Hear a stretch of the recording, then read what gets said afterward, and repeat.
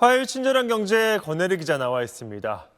권 기자, 일을 하거나 찾지 않고 그냥 쉬는 청년들 얘기 친절한 경제에서도 몇 번 짚어봤었죠. 네. 한국은행이 이 그냥 쉬는 청년들을 심층 분석했다고요. 네, 이 그래프를 보시면요. 올해 들어서 특히 사회에서 자리를 잡는 연령인 25세에서 34세 사이, 여기서 유독 그냥 쉰다는 사람들의 비중이 급격히 커지고 있는 게 한눈에 보입니다. 아이를 키우거나 아프거나 구직을 하고 있는 게 아니고 학교 또는 취업 준비를 위한 학원을 다니고 있는 것도 아니고요. 겉으로 보기에는 뚜렷한 활동이 전혀 없는 상태인 25세에서 34세까지의 청년들이 1년 만에 8만 6천 명이 늘어나면서 25.4%나 증가했다는 겁니다. 35세 이상의 인구에서는 경제활동을 하지 않는 사람들 중에서 그냥 쉰다는 사람들의 비중이 정체돼 있는 것과 대조적인 모습입니다. 한국은행 연구진이 좀 더 자세히 들여다봤더니 취업을 해본 적이 있는 청년들 중에서 그냥 쉬는 사람들이 늘고 있었습니다. 첫 일자리를 찾다가 바로 쉬지는 않습니다. 일을 해봤는데 취업 경험이 있는데 쉬었음 쪽으로 이탈하는 사람들이 올해 이렇게 늘어났다는 겁니다. 그런 취업을 해서 일을 하다가 그만두고 그 다음부터 쭉 쉬는 경우가 많다는 거죠. 네. 이런 이유가 있겠죠. 네, 사실 올해 들어서 증가세가 특히 눈에 띄는 거는 여기 보시는 것처럼 마지막 일자리를 본인이 원하지 않았는데 그만뒀다는 사람들입니다. 이런 사람들이 거의 코로나 대유행 기간만큼 늘어나 있습니다. 임시직이었다가 계약이 끝났거나 다니던 회사가 폐업했거나 자리가 없어지는 경우도 있죠. 네, 주로 어떤 청년들이 이렇게 원하지 않았는데 마지막 일자리를 그만둔 다음에 쉬고 있는가? 일단 서비스업 종사자들 중에서 급격히 늘었습니다. 내수 부진으로 직격탄을 맞은 서비스업 분위기가 여기서도 나타납니다. 기업 규모로는 중소, 중견 기업에서 증가하고 있습니다. 그래도 전반적으로 35세 이상에서는 여전히 고용률이 꾸준히 오르고 있는데 청년층의 고용률은 올해 초부터 낮아지기 시작했습니다. 그때그때 자리가 나면 채우는 수시 채용, 바로 일을 시킬 수 있는 경력직을 선호하는 분위기가 점점 더 뚜렷해지고 있는 데다가 경기까지 얼어붙다 보니까 더더욱 비용도 적잖게 드는 대규모 공채를 기피하는 분위기가 커지고요. 신입들이 일을 찾기 쉽지 않은 것도 영향을 미칩니다. 이렇게 경기 탓도 크지만요. 사실 전체적으로 보면 그냥 쉰다는 청년 중에서 더 큰 비중을 차지하는 거는 마지막 일자리를 본인이 원해서 그만두고 나온 사람들입니다. 코로나 이후로 추세적인 증가가 보이는 것도 이들입니다. 근본에는 구조적인 요인이 있다는 겁니다. 청년층 일자리의 질이 여러모로 코로나 대유행 전보다 낮아졌다는 게 한국은행 연구진의 지금 노동시장에 대한 분석인데요. 청년층의 교육 수준은 높다 보니까 이른바 미스매치, 고학력 청년들이 만족할 수 있고 공부한 걸 활용할 수 있는 양질의 일자리가 부족한 구조적인 불일치가 점점 더 커지고 있다는 겁니다.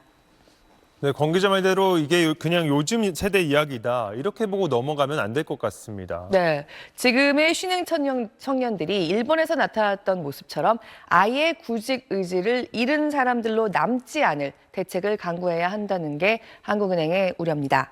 한 번 쉬었음 상태에 놓이면 계속 일자리를 찾다가 취직하는 경우보다 취업에 성공할 확률이 현저히 낮아지기도 하고요. 1년 미만이라도 한 번 그냥 쉬었다는 사람들이 늘어나면 그 이상으로 길게 쉬는 사람들도 따라서 늘어나는 게 이미 과거에도 보였던 경향이란 겁니다. 일본을 보면 2000년대 초반에 특히 청년 니트족이 문제가 됐는데요. 이후 지금까지 20년 동안 그때 청년이었던 세대에서 40대 니트족, 50대 니트족이 이어지는 모습이 보입니다. 일본의 경우처럼 이제 향후에 인구가 감소하고 그러니까 노동력 부족이 심화될 경우에는 그러니까 청년층 고용 여건이 개선될 가능성도 있습니다. 그럼에도 불구하고 청년층에서 이렇게 일자리 경험이 없고 교육 훈련도 받지 않는 이제 쉬어쓰는 인구가 늘어나는 것은 향후에도 이 해당 세대에게 약간 부정적인 영향을 미칠 가능성이 큽니다. 일본이 그랬던 것처럼 지금 사람이 워낙 줄고 있기 때문에 이 다음 세대의 고용률은 다시 올라갈지 모른다. 하지만 지금 청년 세대에서 그냥 쉰다는 사람들이 늘어나는 상황을 해결하지 않으면 이 세대에서 앞으로도 일정 이상의 인구가 지금과 같은 문제를 안고 니트족으로 남을 수 있다는 우려입니다.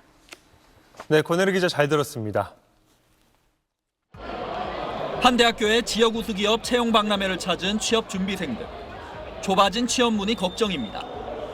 상시 채용이다 보니까 준비하는 데 있어서 계속 어려움을 겪고 있더라고요. 다들 취업 스펙도 준비하고 또 면접도 준비하는데 어려움을. 취업을 준비하다 포기한 청년도 많습니다. 집에 오래 있으면 굉장히 좀 자신감이 확실히 떨어지고 우울한 느낌이 반복되면서 실제 경제활동에 참가해 취업이나 실업 상태가 아니라 막연히 쉬었다는 청년은 올해 평균 41만 명으로 전체 청년 인구의 4.9%를 차지했습니다. 2010년대 초만 해도 이 비중은 2%대였습니다. 대기업과 중소기업 간 임금 격차가 큰 상황에서 수시 채용, 경력 채용이 확산하며 청년들에게 괜찮은 일자리가 줄어든 영향으로 풀이됩니다. 특히 쉬었다는 청년 중에서 1년 이상 쉰 비율이 44.2%까지 역대 최대 수준으로 늘며 장기화 경향을 보이는 게 문제입니다. 이른바 청년들의 니트족화는 개인의 불행을 넘어 사회 불안과 잠재 성장률 저하의 부작용을 낳기 마련입니다. 이에 정부는 청년층의 노동시장 유입을 촉진하기 위해 약 1조 원을 투입하겠다고 밝혔습니다. 청년들이 원하는 일자리를 찾을 수 있도록 재학, 재직, 구직 단계별로 조기 지원과 사전적 대응을 더욱 강화해 나가겠습니다. 우선 민간과 공공부문에서 청년 인턴 규모를 7만 4천 명으로 늘리기로 했습니다. 직장 적응을 지원하고 구직 단념을 예방하기 위한 심리 상담 등의 프로그램도 마련하기로 했습니다. SBS 정반석입니다. 뉴스브리핑 더보기 유별 더 시간입니다. 최근 일도 공부도 하지 않은 청년들이 급격하게 늘고 있습니다. 3년 넘게 일하지 않은 청년 중 취업 공부를 위해서 도서관이나 학원도 다니지 않고 집에서 그냥 지낸 무직자, 이른바 니트족이 8만 명에 달하는 걸로 나타났는데요. 코로나19가 확산하기 이전인 지난 2018년엔 이런 니트족 비율이 24%였는데요. 해가 갈수록 늘더니 지난해엔 37%까지 높아졌습니다. 이렇게 일하지 않는 청년 비율이 늘어나면 경제 활력이 떨어지고 나아가 연애와 결혼, 출산에도 영향을 미칩니다.